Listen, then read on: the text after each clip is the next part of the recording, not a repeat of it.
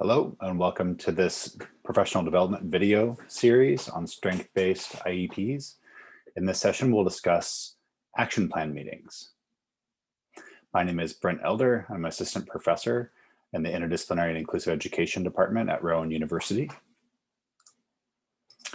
On the agenda for this session, we will discuss the functions of action plan meetings and identify some details on setting up action plan meetings. So the functions of action plan meetings are really to have proactive communication with the IEP team and monitor the IEP service delivery proactively. So we invite all stakeholders to the table, including families, and so everyone has more control over the IEP process. This is a way to coordinate integrated services for inclusive education. So everyone is on the same page about where the student's at, what's going well, what needs more support, that sort of thing. And it's a way to celebrate student successes and catch smoke signals early before they turn into giant forest fires. And it's a way to just adjust student supports as they evolve.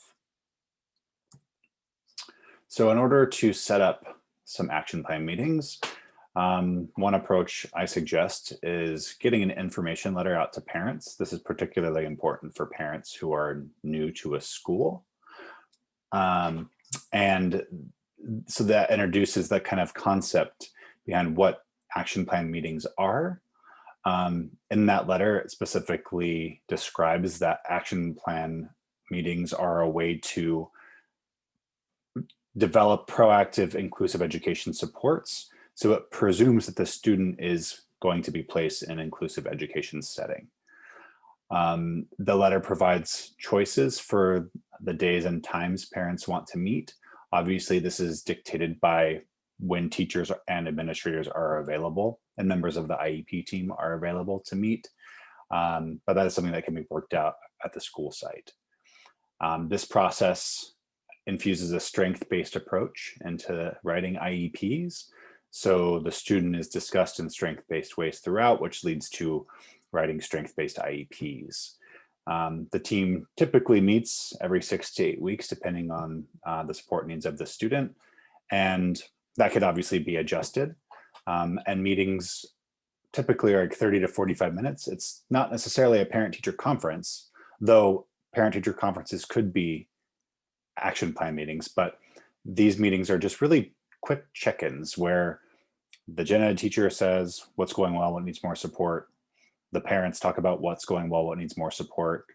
The student talks about what's going well, what needs more support if they're willing and able to participate. So it's a very short check-in so that everyone knows it's just a quick pause. So it's not just a check-in as you're walking past each other in the hallway. And while they're not necessarily parent-teacher conferences, they can act as one, and you can plan pre-IEPs leading up to the IEP, and all of those could count as a form of action plan meetings. So here's a sample parent letter, and this is part of Appendix A in an article I wrote with a few colleagues, and it can be found on page 154, and you'll have access to this, this article. And so you'll see here, you can modify this as you see fit. This was just actually an example of my letter when I was a practicing teacher. It just talks about what action plan meetings are, that students will be, we're proactively supporting them in their general education classroom, or we're transitioning them out of self-contained classrooms and proactively developing supports as they move into general education. We talk about what's going well, what needs more support for the child. They're not necessarily parent-teacher conferences, as I've said, but they could be. And they're 30 to 45 minutes. So it's not a long, drawn-out process. Is everything okay? What needs more support? And you move on. And then you provide as much choice as possible. I always provided 6 to 8 weeks with parents. If I worked with parents over a long period of time and things were going smoothly, they would typically have 8 weeks because everything was in place. And it was just usually a really positive check-in. If families are newer to the process, I suggest having more frequent meetings, or if the student needs more supports because the team doesn't know exactly how to support them, that's you might want to do closer meetings every few weeks. And then at my particular school, we had a minimum day, and we would fill those minimum days up with action plan meetings. That may be very difficult at certain schools, so you'd communicate with your administration about how to do that. So that the timing of the meetings may vary per school. So the idea of action plan meetings is to communicate with the IEP team. And so once you get information back from the parents about what their preferences are, then you communicate to the IEP team, which also includes the parents, once you get things scheduled. And so I try to get a letter out within the first few weeks of school, so that my meetings are on the calendar first and for the whole year. So there's no question about when these meetings will be taking place. And they include all members of the IEP team, including parents. I would have it either translated by our district translator, or I would use Google Translate and have it checked by someone who is fluent in that language if possible. And like I said, that it's dates for the entire year, at a minimum once per marking period. And so when it's just strictly an action plan meeting, it's just to check in what's going well, what needs more support. If it's a pre-IEP, you would ask questions like, what's going well and what are some ideas for new IEP goals? And then you could actually have an IEP that would serve as an action plan meeting. And you can have parent-teacher conferences kind of count as your action plan meetings. And that would just depend on how you schedule it through the year. Here's a sample IEP team letter. This is Appendix B on page 155 on that same article. And you will have access to that through this video series. And you'll notice that this was also a template from my own practice. And so you have the student's name, any sort of contact information that's relevant. You identify that this is to monitor proactively the student's IEP program. And all of the team members are present. Some students may not have this many people on the IEP team. Some students may have more. I might have missed some people, like case manager or something like that, depending on your school. And you have dates. Getting dates on the calendar is important so that there's no wonderings about when these are happening. And some scheduling and other considerations regarding action plan meetings. When I talk with people about this, they say, well, I don't have the time to do all of the students on my caseload.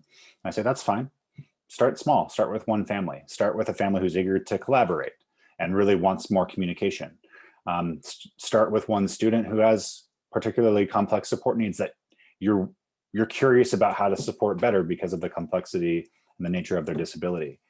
And if you're going to start small, ask, and you don't have the sort of a structure, ask your administrator where you could start. When would be the best time to hold one of these meetings, and grow from there. And with COVID-19 considerations, obviously these things are not happening in person. I conduct some locally in South Jersey, and we've moved to Zoom platform, and we've had parents participate, and the screen sharing, and you just go through the agenda from each team member about what's going on and what needs support. If team members cannot participate, I ask that the speech and language send me an email that just has two things: what's going well and what needs more support, and I cut and paste that into the meeting minutes. So everyone shares, and this is a way to be transparent about where the student is at, that you're checking with the team about what the student's needs are, and how to best support them over time. If you are interested in reading more about action plan meetings and taking a deeper dive, you can check out pages 138 through 140 and pages 154 and 55 in the article I've referenced here. And this is a reference page should you be interested in finding out more information about the sources of this information based in research. Finally, I'd like to thank the LRC-South for providing this opportunity to discuss such supports. And I hope that everyone learned something about this process.